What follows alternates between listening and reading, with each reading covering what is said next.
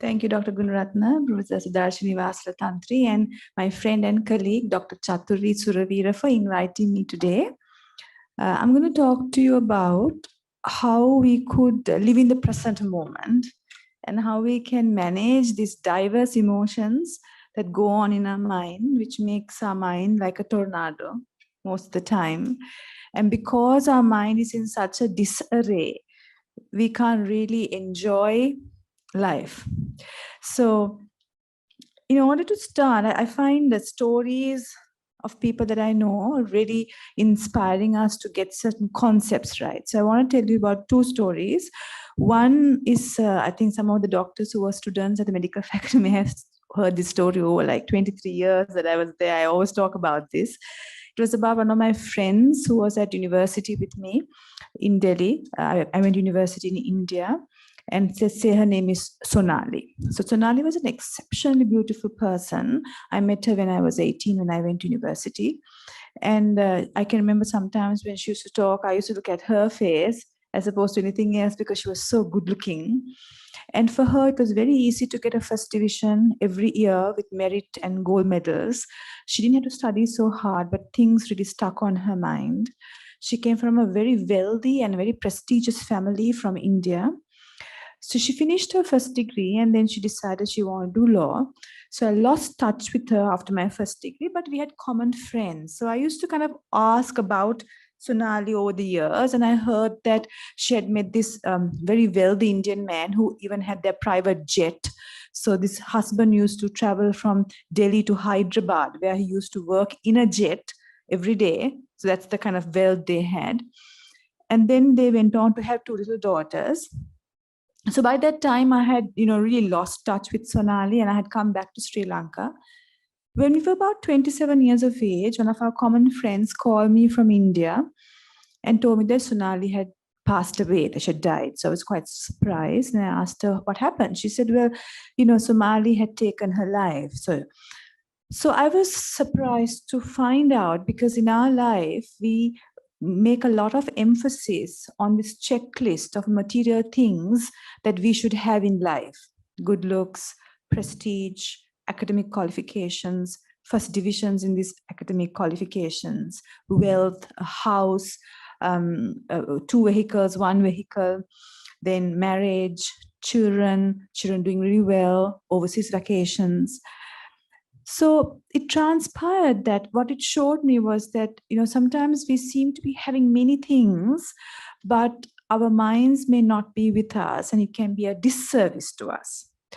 Now, that's story number one. Story number two is about 15 years ago at the Faculty of Medicine, we invited several people who had done exceptionally well in their various careers to come and give a motivational talk to our students.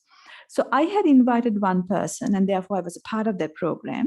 And another colleague of mine had invited another gentleman who I didn't know anything about, but I had to go and greet him at the Kinsey Road entrance of the medical faculty. So I was waiting for this vehicle to come, and this very young man got out in a wheelchair. They helped him into a wheelchair. I didn't know his story.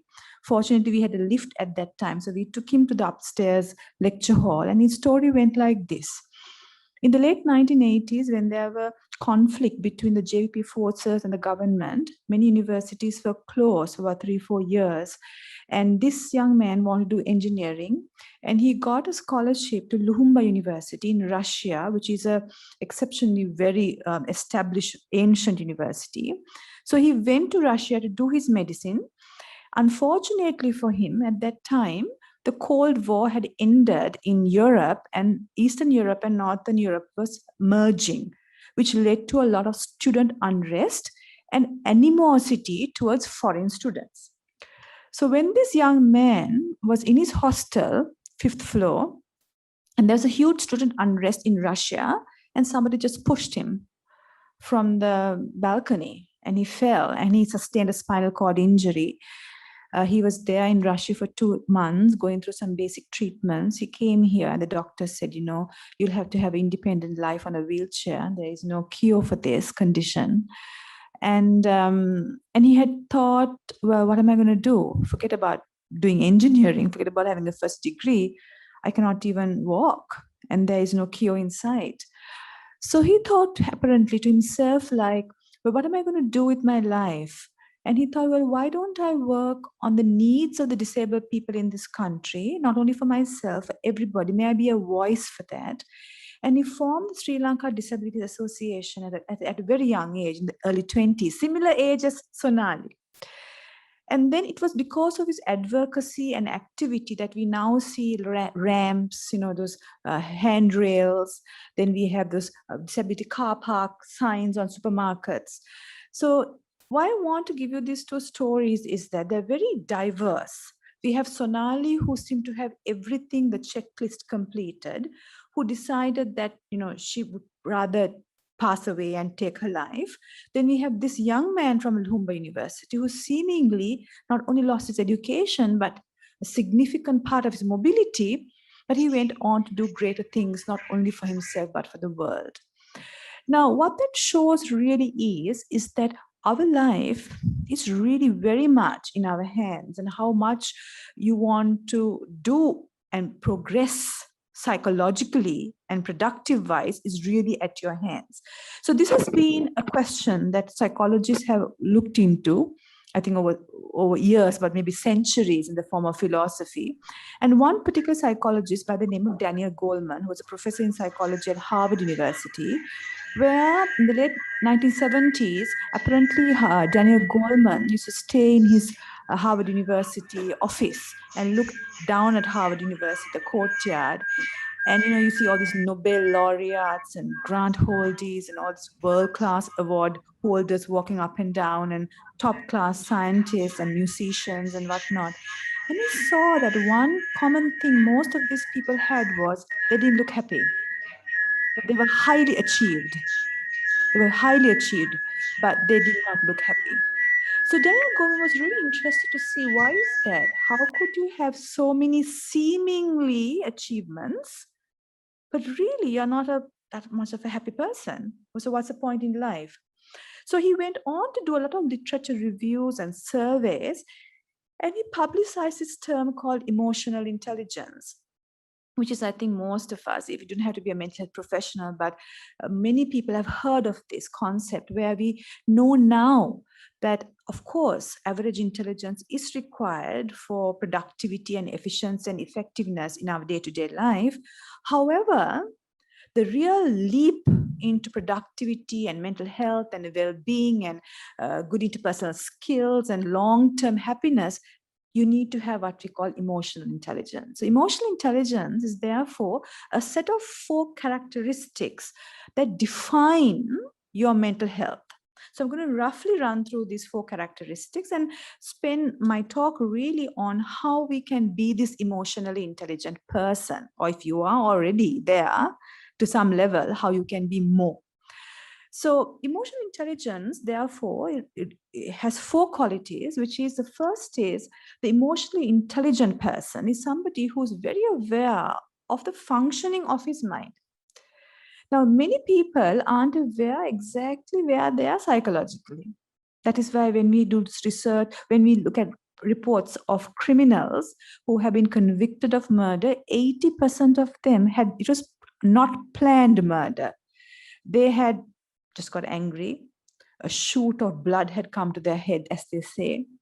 There would have been like a cat, or even a coconut was there. Then they slammed it on somebody nearby, and that person dies, and you're in prison for the rest of your life. So, and then they say, then how about things like jealousy? Now, we could have a lot of envy and jealousy towards our own family, our own friends, our own colleagues, and we don't even know. And when we don't know, we pass nasty comments that could actually ruin relationships. So the first dimension of emotional intelligence is somebody who knows, right now, I feel very restless. Right now, I feel quite irritated. I feel like telling off this person. So you're really aware of the dialogues that are happening in your mind and the feelings of emotions in your body. The second dimension of emotional intelligence is the ability to manage these things in a very healthy way. And the key point is healthy, because you could manage your anger in an unhealthy way. by telling off somebody, passing a nasty remark, writing a pessim at somebody, putting anonymous remark at the Facebook or Instagram. Those are unhealthy ways of managing emotions. However, the emotionally intelligent person is somebody who knows, well, right now I feel quite envious of my best friend because she's looking really beautiful today more than me. And I feel like telling her, you have put on a little bit of weight. Because that's what people do, you know, when somebody looks nice, just to put that person down. You are aware you want to do this. However, you have sufficient controls to hold that within you, not to act on it, not to speak on it, and contain it in you until the feeling passes. Now that's emotional intelligence. So that doesn't mean that when you're emotionally intelligent, you don't get these unwholesome emotions. Of course you do, but it's the management that is key. The third quality of emotional intelligence, a person who manages their mind well, is somebody who's also able to read another person. Now that's really a key thing, because we now know that society is rather maladaptive. We come across many people who might seem to mean well to us, but they actually don't. It can be your family, it can be your relative, it can be colleagues, it can be friends, it can be a spouse, it can be even children who may tell you the beautiful things, say how wonderful you are, how fabulous you are, etc. But behind that is a knife that may be really detrimental to you. An emotionally intelligent person is somebody who can suss out somebody's ill intentions. And when you suss out somebody's ill intentions, it doesn't mean that you dump that person, but you're able to keep a relatively good distance so that that person's harm towards you is less. That's what we mean by social awareness. So it's being very savvy about whom you get close to your fold and whom you keep at a distance in order to protect yourself. The fourth quality of emotional intelligence is, of course, relationship management. And I think the first question I'd like to ask you is, what is the longest relationship that you've had in life?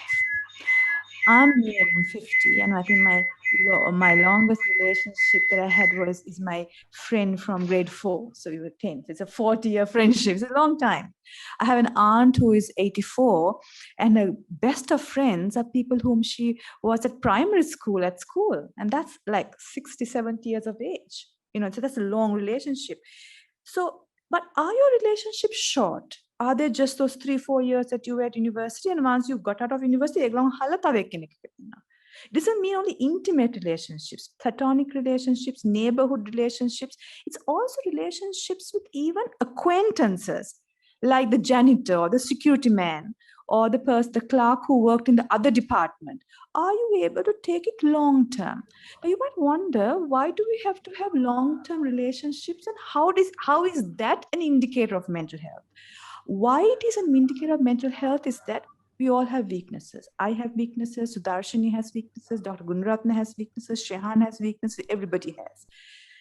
Do we have the capacity to be patient with somebody's weakness, tolerate it, and still be with that person? If you have that, you're emotionally intelligent. Unless, of course, that person is thoroughly abusive towards you, then you, of course, gently and slowly wean yourself off that person. However, everybody has their flaws. The friend who doesn't text back on time, they text back in 2 weeks' time, you know, and then they say, oh, sorry, when they meet at supermarket, why didn't you respond then? Why do you tell the supermarket that you got the text? But you tolerate this. So do you have the ability to tolerate people's weaknesses and still maintain that relationship? So these are the qualities of a person who can manage their emotions well, because only if you manage your emotions well and in a holistic manner, you could be of this caliber. Now, the question really is that how do we actually become this person? Because we do know that many people are now yesterday, actually, one of my BSc physiotherapy students had done a research on present moments on emotional intelligence, and was just looking through the results, and the population was another university, other degree course in the country, and emotional intelligence was quite low, you know, in young people in the country. And we see that commonly occurring results in other parts of our country too. So it seems that this this very desirable human quality called emotional intelligence is not well developed in our country. And there can be many reasons for that, but we're not going to go there. But we are going to talk about how can we be emotionally intelligent if you are invested in being like this. Some people are not invested in wanting to be emotionally intelligent. They just want to achieve, get those promotions, be in that committee, be that president, be that here, be that having that one car, then another car, and then 3 cars, getting. So it's an achievement-driven life. However, we do know that this achievement-driven life, where status positions and material possessions actually don't give a sense of well-being in the long run. It is actually these other human qualities that gives a sense of well-being. So if you're really interested and invested in being this deeper version of yourself, you need to know how to be emotionally intelligent. Now, of course, psychology offers many techniques to be emotionally intelligent, manage your emotions well. But I'm going to talk to you about maybe about three or four techniques given the time we have. And of all the techniques I'm going to talk to you about, this particular one, living in the present moment, is, I would think, the most paramount. So what does living in the present moment mean? It means just being here and now, isn't it? So for example, what is my current experience now? It is looking at this laptop, and I can't really see what's there because I haven't got my specs. My experience is that I got a bit of a tension headache on my right side of my temple, and I can see Dulangi sitting there in her red sari.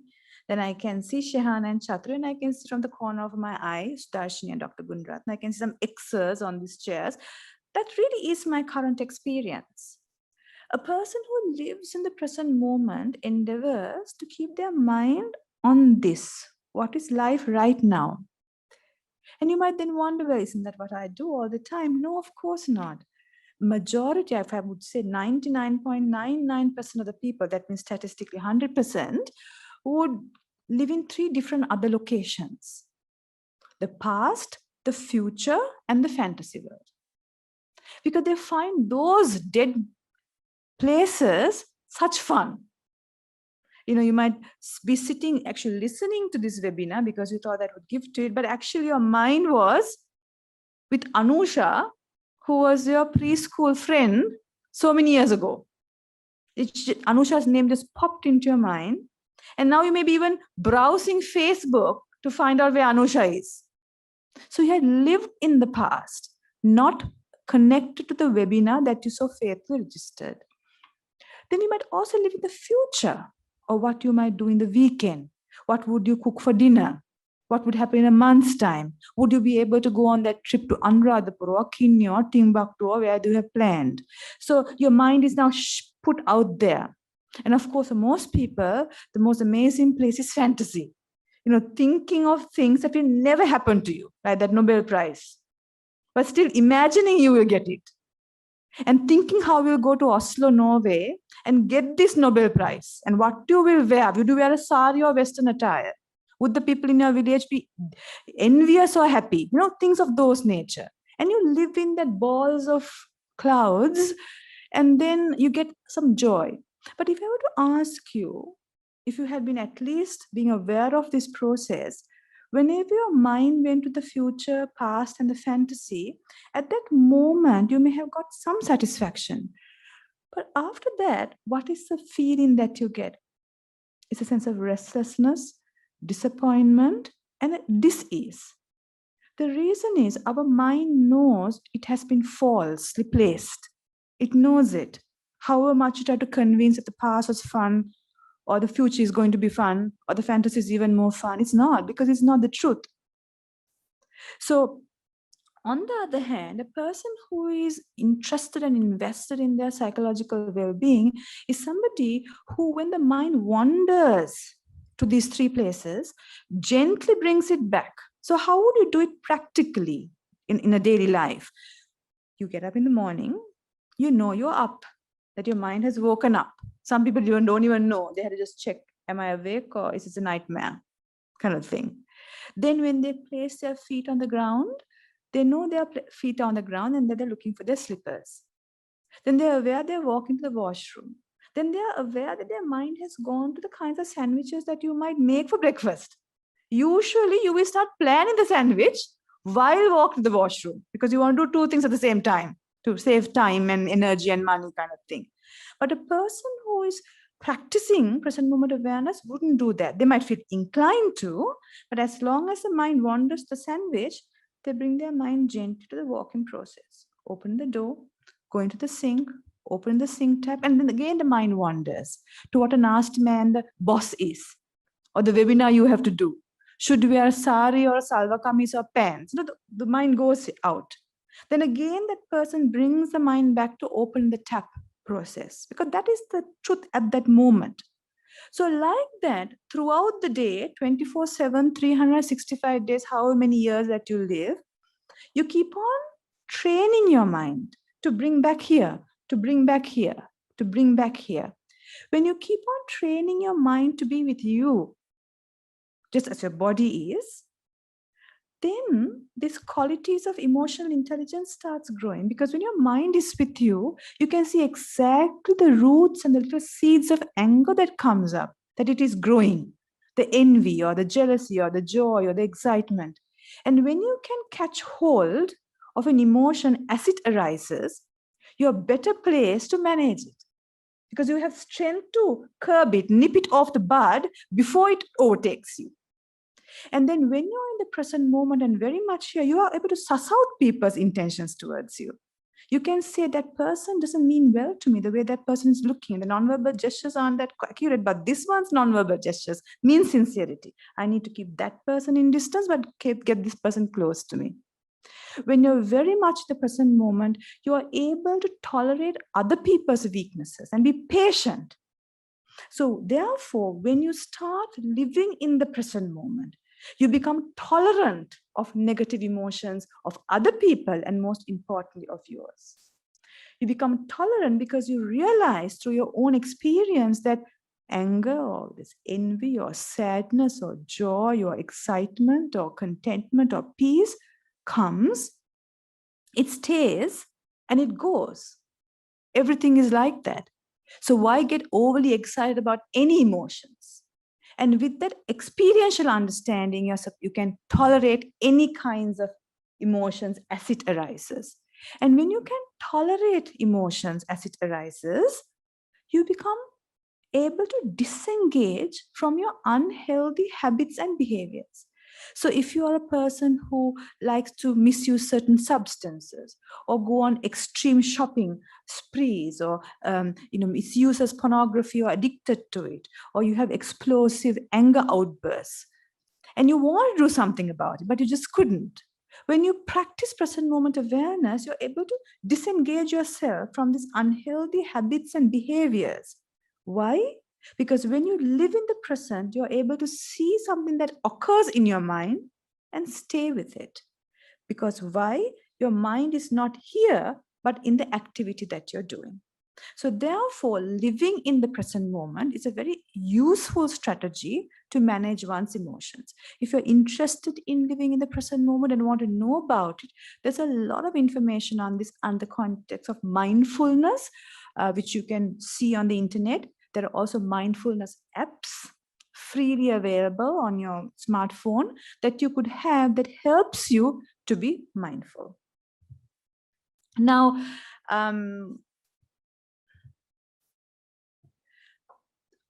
there are two ways in which we can be mindful. One is, of course, in the daily activities that you're doing.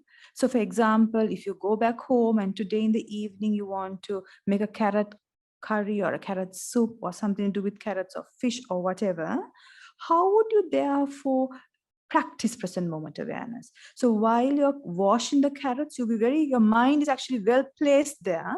And when the mind wanders, maybe to your online work, your daughter's online work, the fact that you have to wash your dog or water the plants, or there's too much of water in the plants, wherever the mind has wandered, you gently bring your mind back to the process you had with the carrots. So if I was to give you an analogy for it, it would be for something like we have this book racks at home. And on these book racks, we place books. So the books are placed on the rack beautifully so that it doesn't fall. Likewise, our mind, when we practice present moment awareness, has to be placed on the activity you're doing, just as the book is placed on the book rack. So every time your mind wanders to other places and things that haven't still occurred or things have passed, bring your mind back to the activity. Whether it's brushing your teeth, washing your dog, texting somebody, talking to your daughter, talking to your spouse, combing your hair, whatever it is, keep your mind with you. Another way in which we can practice and develop our emotional intelligence by learning to live in the present moment is meditation. Now, meditation, I just tell you what it is and what it is not, because there's so much of information on meditation, all sorts of claims being made, which has led to mental health issues in some people. So most people think that meditation is a practice where one fine day you will not have thoughts. That doesn't happen, because then you're like a dead person, isn't it? You're like a zombie, you're a mummy. Of course, you will have thoughts, but you will have thoughts that are only relevant. The problem with us is we have relevant thoughts and have a lot of irrelevant thoughts. We just build a mountain out of a molehill. For example, I just remembered a story from the Buddhist scriptures. There was these two monks, an elderly monk and a younger monk, and the elderly monk was developed, enlightened, but being so, he, of course, not making these proclamations. The younger monk hated being in the robes, and he wished he wasn't. He was about 18. The younger monk just, had his dana in the morning, in the afternoon, and his day was really boring. He was waiting to disrobe. And one of his activities he had to do was, he had to fan this older monk at about 4 o'clock in the afternoon, so that the older monk is sitting on the veranda. So he really hated that as well, but had no choice. So while fanning the older monk one day, this thought popped up into the younger monk's head. How annoying is this? What life? So, we also get thoughts like this, when we are, what is this, like that. Now, the younger monk didn't know anything about present moment awareness or mindfulness. So what did he do? He went with this thought.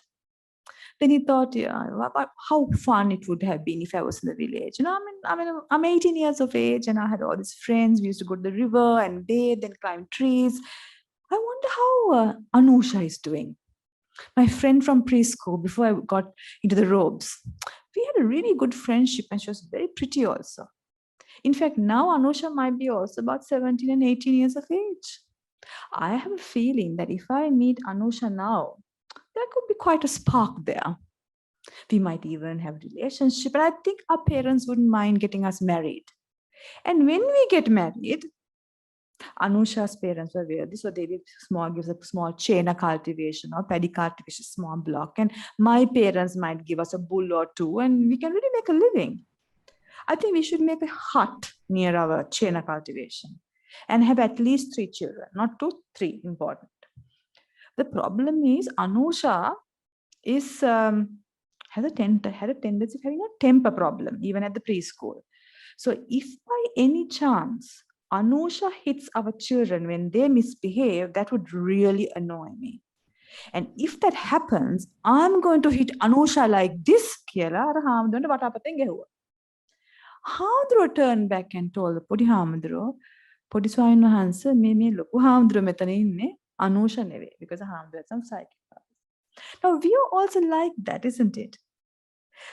We have thoughts about a given situation, maybe about 5%, and the remaining 90% are concocted thoughts based on which we speak and act as well. So when we practice meditation or simply being aware of our daily activities, that 95% of highly irrelevant, unrealistic, unfounded thoughts starts getting dropped off over the course of your practice. And you're left with the valuable, realistic, required 5% only, which is what brings out that peace and contentment you see in people who practice mindfulness and the decision-making powers that come out of it. Some people also think that meditation is being blissed out, like walking on air kind of thing. Of course not. You might get certain amounts of bliss, but usually a person who practices meditation for the purpose of psychological well-being is somebody who's very, very well grounded in their usual daily life. Meditation is also not concentrating fiercely, because some people say, "I concentration it's a meditation karandone." That is a very short-sighted view of meditation. Meditation is the ability to understand and accept what life is, as opposed to just keeping your mind on one thing, because what's the point in doing that? Because you can't live the normal life. Some people also like to boast about being a meditator. In fact, I had a psychologist colleague of mine, and in her CV, she had said one of the CV points was meditator. Another was being Buddhist. So I was thinking, how is that supposed to be a point, So these are misconceptions about meditation. In fact, meditation, on the other hand, is a way of life, of really disregarding and dropping off unnecessary thought patterns and habitual tendencies and just living with what is required. It's a commitment to yourself. It's a private affair. So therefore, if you are interested in being emotionally intelligent, being interested in managing your emotions rather than those emotions spilling out onto other people and in the world, two of the more powerful strategies that you could use is being aware of daily activities and meditation. Now, some people also have this issue where their mind is always wandering out, and however much they meditate or try to be with the present moment, it's very difficult for them to contain their mind and keep it with them. And one of the reasons that this happens is that we tend to think that our thoughts are facts, that our thoughts are actually facts. But let me ask you a question. All of us are adults here. Some of you may be married or had been in relationships, whatever it is. But when we were in school, we may have had another relationship or two or three, whatever. Or we may have had a crush on somebody, like somebody, had a relationship maybe. But now you're not with that person. You're with somebody else. Now, if I had to ask you, recall that boyfriend or girlfriend that you had, or the person in the tuition class that used to horeng give a letter or whatever. Recall that person and think of the kinds of thoughts that you had about that person then. Now, do you have the same thoughts? Of course not. If that person comes from this door, you might rush out from that door because you don't want to even meet the person. But you're you and he's he. Same people. But the thoughts that you had about that person then and the thoughts that you have about that person now is different. So really, thoughts are actually working hypotheses at a given moment, because we ourselves know. For example, the other day I was going through Facebook and the blocked list of people that I had blocked on Facebook. And then I saw these two people that I had blocked. Then I wondered, why did I block these people? They're really nice people. And I unblocked them. And then they sent me friend requests. And I accepted them. So obviously, the reason I blocked them so many years ago, I had certain working hypotheses about them then. That working hypothesis changed, and I didn't even know what that hypothesis was. It was so severe that I had blocked them on Facebook. But now I unblocked them and accepted their friend requests. Now, if we can remember this point, the thoughts are actually not facts.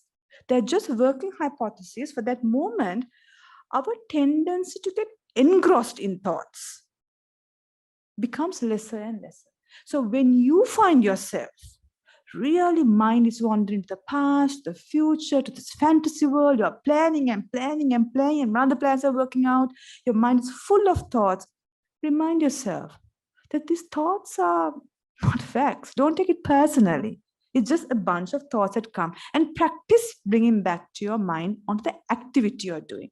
When you start doing that, your mind starts getting this flavor, this diagram. Have a look at this diagram. That's very cute. Now, this is a diagram apparently a Montessori teacher gave to a child. Told the children in the class, what is the shortest way to get to the milk? Through the puzzle. So this one clever child went outside the puzzle. The teacher gave a correct mark as well as a red star. Life is also like that. Life is usually very simple. We complicate it by imagining a non-existent problem. And what is a non-existent problem? It's the thoughts. But our future, the past, fantasies, all these bunches of thoughts like that Podi Hamaduro. But if we can practice living in the present moment and meditation, if you have found yourself a good meditation teacher, what happens is you circumvent, you just avoid this entire unnecessary bunch of thoughts, which is that puzzle. And instead, you only have the working model at that moment, which relieves your mind out of a lot of garbage. That is why huge corporates, international corporates like Google or Apple, trains their employees on mindfulness workshops, especially their technical staff, their creative directors. That is why the British Parliament, before they start, does a practice of mindful meditation for 5 minutes. That is why the British education system has brought in mindfulness and present moment awareness training for their schools. So that is the reason to just kind of eradicate and one fine day reduce all these unnecessary thoughts which are not serving us. And finally, in order for us to really be emotional, so I talked about 3 things now. First is living in the present moment, meditation, and the perspective that you need to have regarding thoughts. If you're of the nature to be bombarded with thoughts, there are certain personalities like that. The fourth and the final way in which you can be emotionally intelligent is really to clean up your conduct. And conduct is nothing to do with the mind, but all to do with the speech and the body, isn't it? How you get on with daily affairs with other people, etc.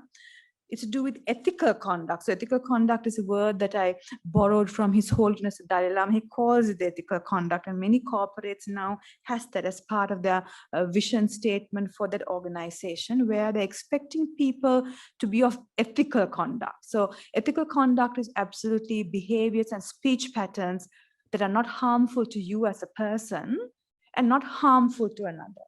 So we are not talking about gross behavioral deviations like killing somebody or taking somebody's deed and writing the deed onto your name kind of thing, because those are obviously harmful. But what about very subtle things? Plagiarism. I know of people who have been PhD or master's thesis supervisors who have taken students' data and written a paper and published before the student even thought about it, you see. Now, you might justify those, but those are more subtle things. Looking at somebody's work and twisting it and quoting it in your paper without giving due credit to that person. Those are subtle levels of misconduct. How about subtle lies? I have an aunt of mine who was a chairperson of a state bank, a lady. She was telling me this really interesting story. She was the first chairperson of a state bank in the country, female. So when she took on that, there was a JVP conflict that has happened in the late 1980s. And the security of the various branches of the bank across the country had to be really tightened. But at that time, that bank security didn't have a uniform like we have now. This is in the 80s. And you need to have, the security need to have a uniform, because how would you know who's security and not? So she ordered to the administration that everybody should get a security and to get a tender call on security uniform stitching. And they got a tenders and they found a suitable, like a tailoring company, not a tailor, but a manufacturing for all these security uniforms. Now the security people didn't want to wear a uniform, because then they can go about here and there and get caught for doing all sorts of nefarious things. So they spread a rumor saying that my aunt's uncle is a tailor and that she wanted the contract. And my aunt was thinking, it seems, you can say that. How does it usually happen? 2 people might go to the canteen and say, Chairman, me uniform bag mahan kila ne. Hey, danne neda. Tailor kenek wat hey danne ne pauli. Anna hari tailor tamai. And you form a story. And the story goes like wildfire. A rumor is made and somebody's reputation is totally ruined. Now, those are ethical misconducts. And we might be doing it a lot. Sometimes we look at somebody and say, you just put a little bit of a seed of doubt in somebody's mind without any evidence at all and ruin that person's reputation and character. So these kind of things, gossiping about somebody, getting together over lunch or having a cup of tea and talking about other person's marital situations, child's misbehaviors or financial situation, and just making up all these stories just for your fun. And you might think it's fun, but certainly it's not going to be fun for that person. Those are ethical conduct issues. Then faking niceness. You might not like somebody, but you say how wonderful that person is, how fabulous that person is, just to create a relationship so that you can misuse that person's goodwill. That's ethical misconduct. So therefore, if we want to be the best version of emotional intelligence to ourselves, not only should our mind be protected from the practice of present moment awareness, meditation, and containing the wandering mind, but our behavior and speech has to be made special emphasis so that you are really authentic to yourself and in your relationships with others. Thank you very much.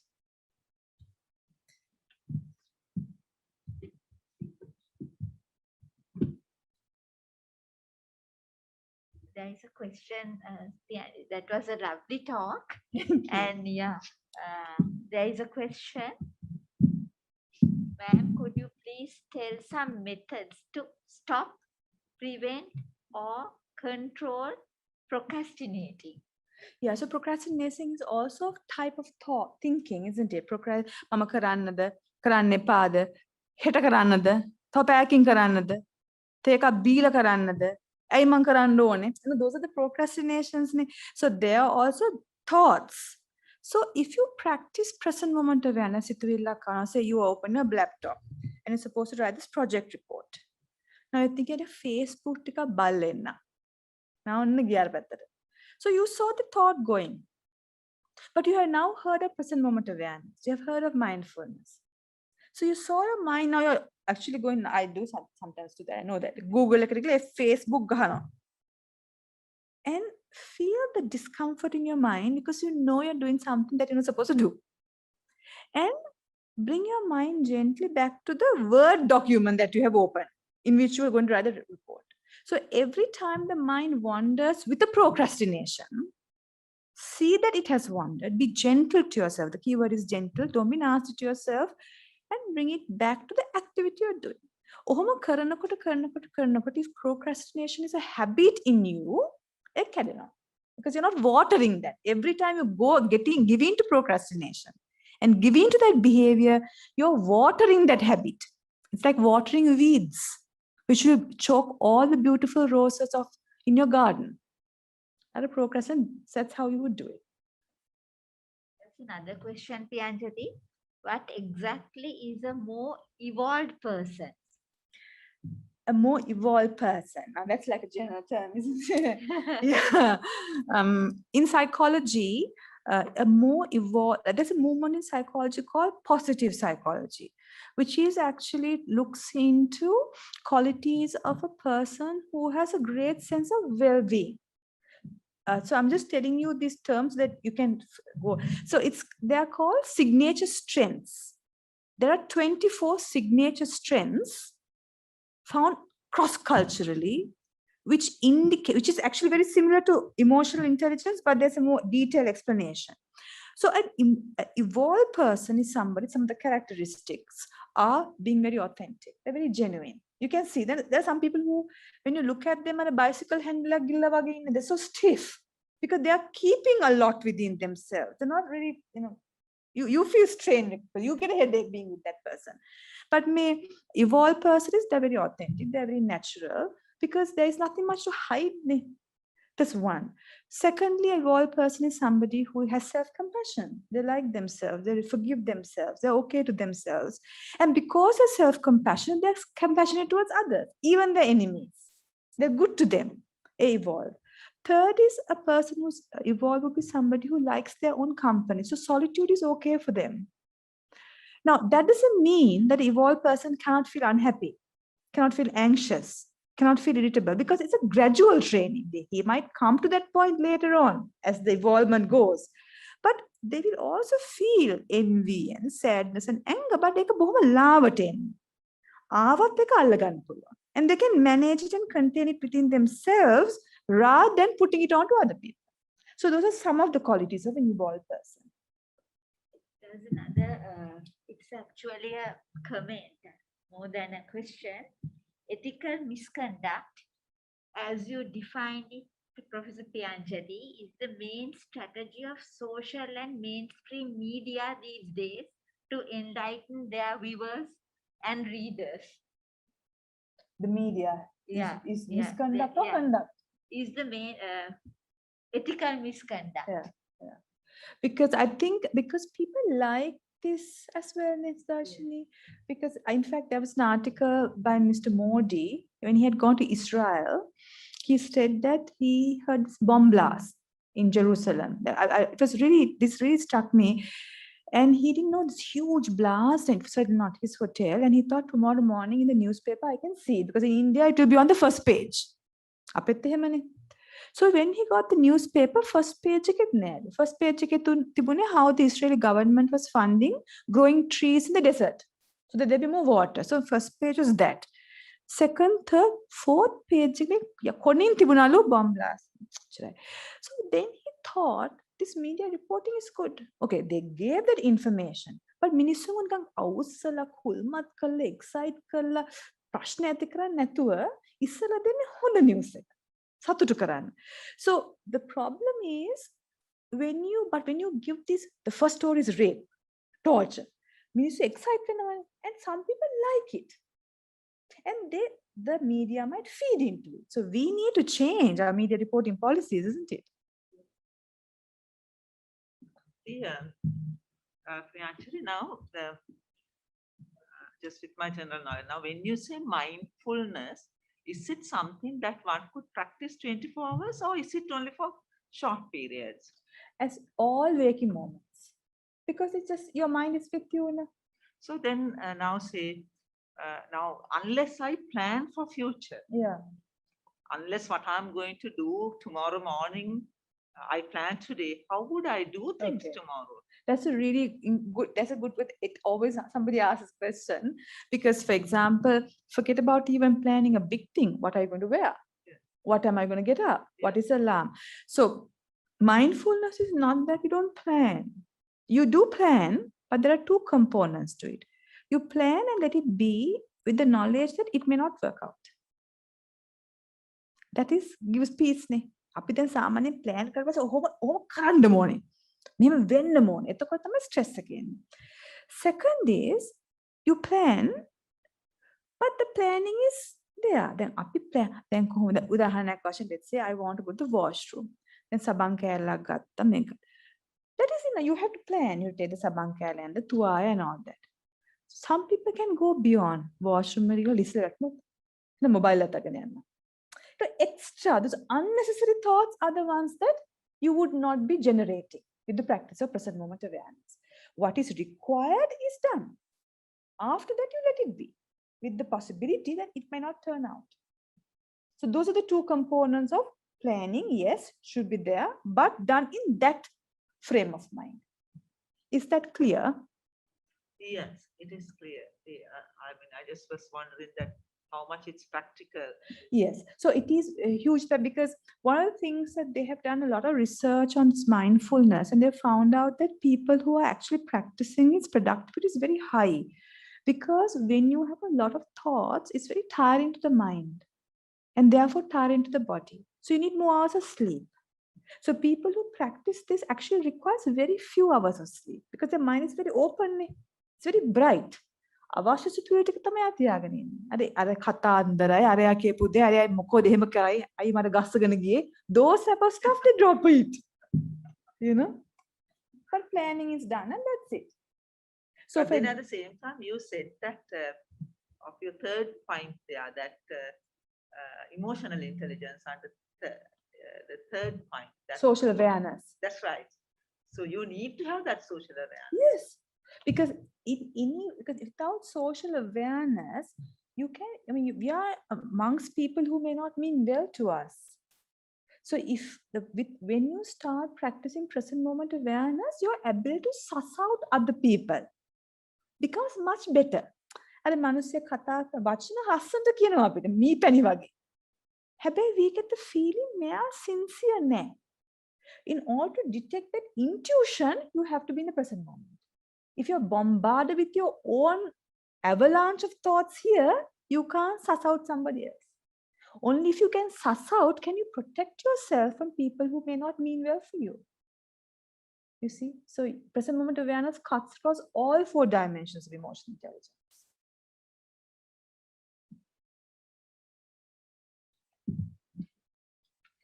Yeah, thanks. Thank you very much. Thank that very wonderful, very thought-provoking, and sort of most applicable to doctors that who are with a busy life and trying to cope up with many, many aspects in the life. I mean, maybe private practice and the family life and the work setting as well. So it was a wonderful presentation. Thank you so much. I would like to invite Madam President to hand over the certificate of appreciation to Professor Priyanjali.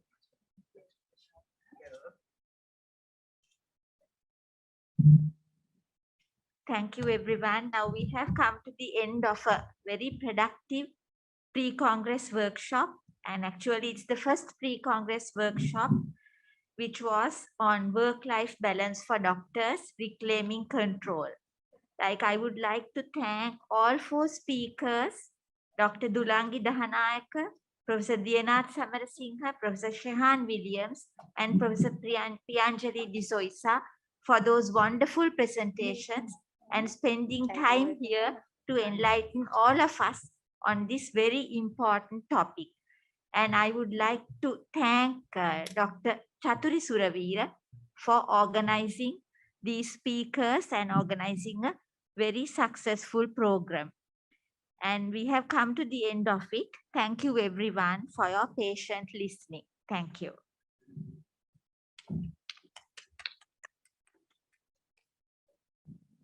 Thank you, Sudarshan.